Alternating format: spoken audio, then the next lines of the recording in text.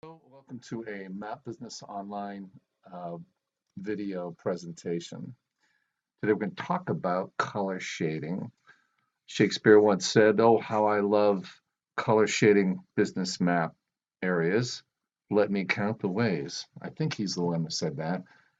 And in this case, there are many ways that you can color shade, and part of that multiple ways is that there are multiple map layers or districts or administrative districts or jurisdictions that you could color code. So for instance, you could color shade counties, zip codes, which is what I have turned on in the background, states.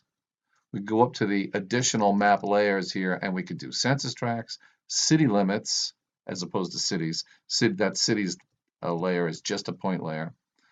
We could color codes metropolitan statistical areas, a census marketing designation, and then school districts.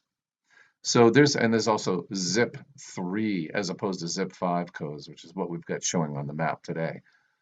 So there's a couple of different ways that you can actually grab this data that you want to use to color code your zip codes on the map or your counties or your states. In this case, we're going to focus on zip codes. So I could import points on the map, and I could create territories on the map. And then once I have points created in the map, I can use this color code map to color code the points into actual map layer color shadings. What I'm going to do is I'm going to start by creating territories. I'm going to navigate out to where my data is, and it's just a CSV file that I've got. I tried it a little bit before the video. It's nothing in particular. It's just something I've utilized before. I'm not going to get all fancy about how I import, which columns of data. And then I'm going to go to the next function in creating territories, which is to actually match the county name. I'm going to use the county name because I don't have a territory name in there. So I'm just going to go county name, and I'm going to match that to the zip code. And then I'm going to create territories or shaded areas on the map by zip code. And when I do that, it's put the county name everywhere, all over the map. The map and data, excuse me, the data window pops up, and you can see I've now got a territory layer over here. So in my territory layer, the first thing I'm going to do is click that little edit gear, and I'm going to remove all those labels because I don't want to see those right now. And then I'm going to, with my zoom function turned on here, I'm going to just focus in on a particular area of the country so you can get a sense of how those zip codes were color shaded by creating a territory. So you can see there's a zip code up there that's been color shaded. It's associated with that particular county name. So these are zip codes where I had some activity. And if I drill in to any particular area, and the area I liked was the Dallas area, you can see that it's assigned different colors, different color shadings to those particular areas. And I still have a little bit of manipulation I can do at the territory level. So I could make my, under general here, I could make my territories transparent, more or less, depending upon how much I want to do that. I can hide internal boundaries. If I've got multiple zip codes and I want to get rid of that boundary level within the territory, I can do that. And I could change the sort of look and feel of my boundary. All of that can be done using that territory layer. Now, I can then uncheck my territory layer, and all of that goes away. But you'll notice that there is a 969 zip code, which is the data set that I brought in, and those points are available on the map. So you have actually a point layer. So if we brought in that layer using this plot data on the map button, we'd get that same function. So we'd have a point layer on the map.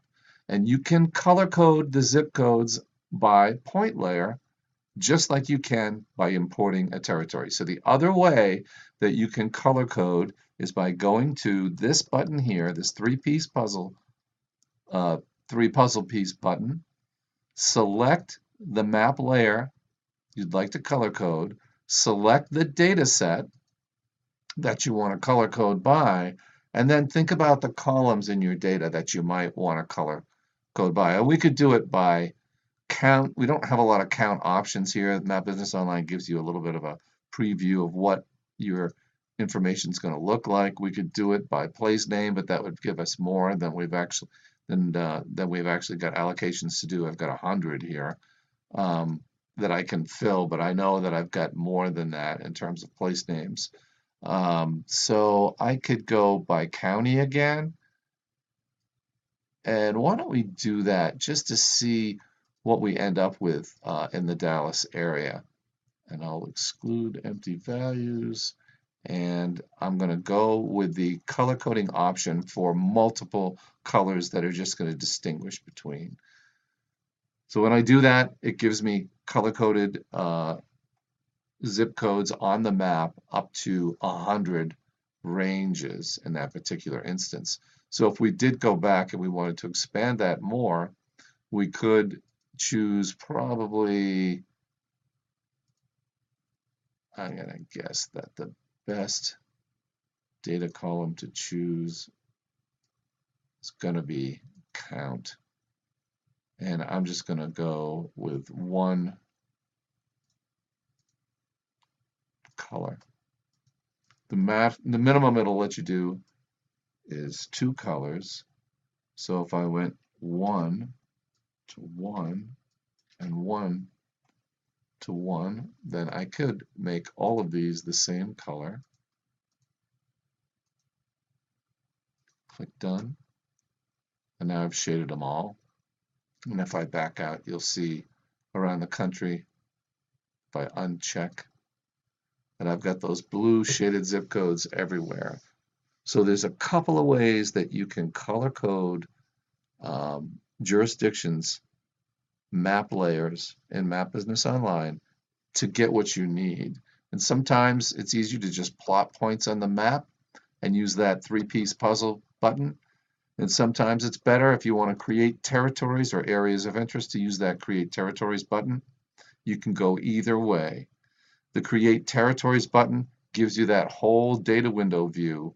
So if I wanted to look at my territories from a data perspective and think about, what kind of data I want to include in my analysis, then I've got that option when I use territories. So that's down here in the More Data button, so I could get rid of some of the functions that I don't like. And I could add demographic data to the extent that you've got some data that you think is pertinent to your analysis. And now you've got that, which you can then export out and utilize outside of the application. So go to mapbusinessonline.com and take our free trial. Thanks very much.